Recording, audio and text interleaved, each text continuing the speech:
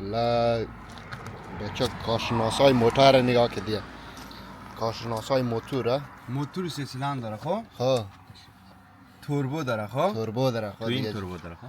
چی داره؟ تو این توربو دو توربو داره خب یکش اونجا دیگه شده؟ نه همین جردش تو این آردوش توربو. همونجا؟ همه دیگه ها خب دیگه ال موتور داره الموتور داره خب دیگه دجان هیبرید دجان بنزین دمازالی هیبرید هم هست خب؟ اه. این میلد هیبریده خب دیگه نه نه دیگه این جعبه فیوزایش دو دونه کارشناسه دیگه بیتریش در زیر چیز چوکی پیشروی باتیش اونجا خب یعنی کسا مال گلاس خب ای خلاص ده یه چاو نداره برم در چاو پر کن این باید آب پر کنیم خب خیره پیجاش بگو چقدر جدیده چه جدیده وی امی آچار نخوردم یک کارشناس دیگه خدا آمو تاکبند است نه کارشناسی کارشناس برده در مقنعه نلی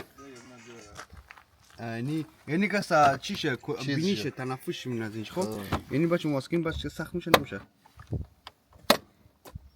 نه باز نه خوبه اما ریسک اون نکنیم لفت فیلتر شه تشه بدید این لفت فیلترش هم بینیشه گفتیم دیگه خب در طبیعت هم ده کارشناسی موتور میکنید دیگه یا نه بر شاستیشه بگیر والله شما خیلی شاستیش شما خیلی که فعال هستید این از دیگ آشپز یک لوبیا جور کرده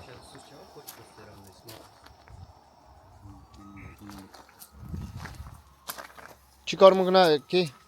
یعنی اگه رمش که سوس شوه خیلی خسترینگ داره یعنی آها اینو تسبیش دیگه تصمیشی باز خودش خسترم نه با خاطر که ریتمش خراب نشه خب امو تسبیح یاتمان ده 6-7 ساعت زد دبلش آخر جور نتونست ما جور کدم امو یاتمان ده اون منجی بود 6-7 ساعت زد جور نتونست آخر ما جور کدم نه بنظر ما این مغناطیسی کار نه نداره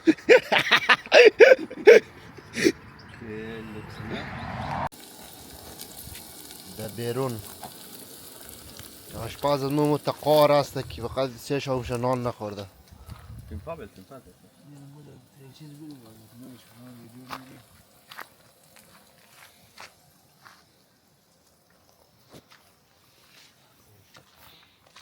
جوانا دروناره بالک دید یخ کده زیاد یخه هشکل هم هسته نه خوب اوشار هم هسته